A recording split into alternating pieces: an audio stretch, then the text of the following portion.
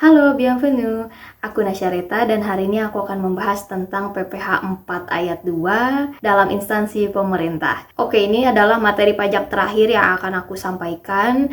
Kalau misalkan ada materi pajak lain yang mungkin harus aku bahas atau mungkin ada yang kurang-kurang, boleh tulis aja di kolom komentar di bawah. Nanti aku akan cari materinya dan kita akan bahas bareng-bareng, oke? PPh 4 ayat 2.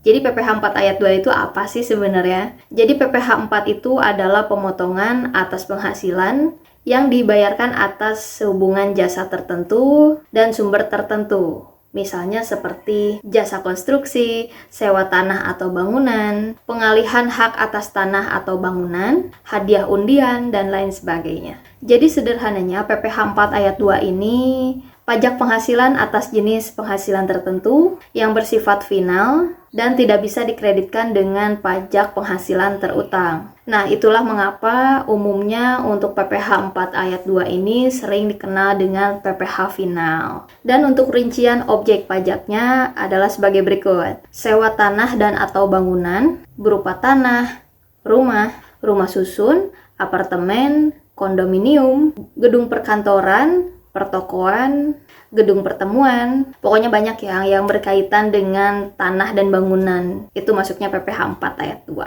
Yang kedua, ada penghasilan dari pengalihan hak atas tanah dan atau bangunan, meliputi penjualan, tukar-menukar, perjanjian pemindahan hak, pelepasan hak, penyerahan hak, lelang, hibah, waris, atau cara lain yang disepakati. Yang ketiga, ada perjanjian pengikatan jual beli atas tanah dan atau bangunan beserta perubahannya. Yang keempat, ada penghasilan dari pelaksanaan konstruksi atau kontraktor ya. Yang kelima, ada penghasilan dari perencanaan atau pengawasan konstruksi atau yang biasa disebut konsultan ya. Yang keenam, ada hadiah undian. Yang ketujuh, ada penghasilan berupa bunga deposito dan tabungan lainnya, bunga obligasi dan juga SUN atau surat utang negara, dan bunga simpanan yang dibayarkan oleh koperasi kepada anggota koperasi orang pribadi.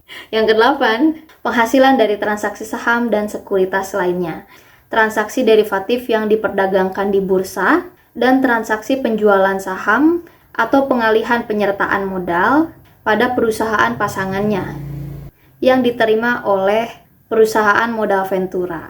Dan ini yang terakhir, yang kesembilan, ada penghasilan tertentu lain yang diatur dengan atau berdasarkan peraturan pemerintah. Nah, objek pajak yang tadi aku sebutkan itu secara umumnya ya untuk PPh pasal 4 ayat 2. Tapi biasanya untuk instansi pemerintah, setahu saya ya, hanya 2 yang dipakai. Jadi yang dipakainya hanya untuk sewa tanah dan bangunan dan juga jasa konstruksi. Itu yang sering muncul aja ya, aku bahas. Nah, untuk tarif persewaan tanah dan bangunan ini hanya 10%. Lain halnya dengan jasa konstruksi.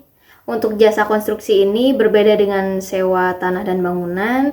Jasa konstruksi ini lumayan ada banyak tarif untuk pajaknya. Jadi mohon disimak baik-baik ya. Nah, untuk jasa konstruksi ini ada berbagai macam ya. Ada perencanaan konstruksi, pelaksanaan konstruksi, dan juga ada pengawasan konstruksi. Dan semua pajaknya agak sedikit berbeda-beda tipis lah ya. Nanti aku akan sebutkan. Nah, untuk jasa konstruksi pelaksana konstruksi ini untuk pelaksananya ya. Untuk yang memiliki kualifikasi kecil, tarif pajaknya hanya 1,75%. Untuk kualifikasi menengah dan besar, tarif pajaknya 2,65%. Yang tidak memiliki kualifikasi tarifnya 4%. Dan untuk jasa konstruksi khusus untuk perencanaan dan juga pengawasan itu sama ya, hampir sama sih tarif pajaknya. Untuk yang memiliki kualifikasi kecil, menengah dan juga besar, tarifnya hanya 3,65%. Dan yang jika tidak memiliki kualifikasi berarti tarifnya 6%. Jauh lebih besar dari yang memiliki kualifikasi ya. Dan untuk kode jenis pajak dan juga jenis setoran untuk di e-Bupot nantinya yang akan muncul untuk sewa tanah dan atau bangunan, nanti kodenya 28/403 itu untuk sewa.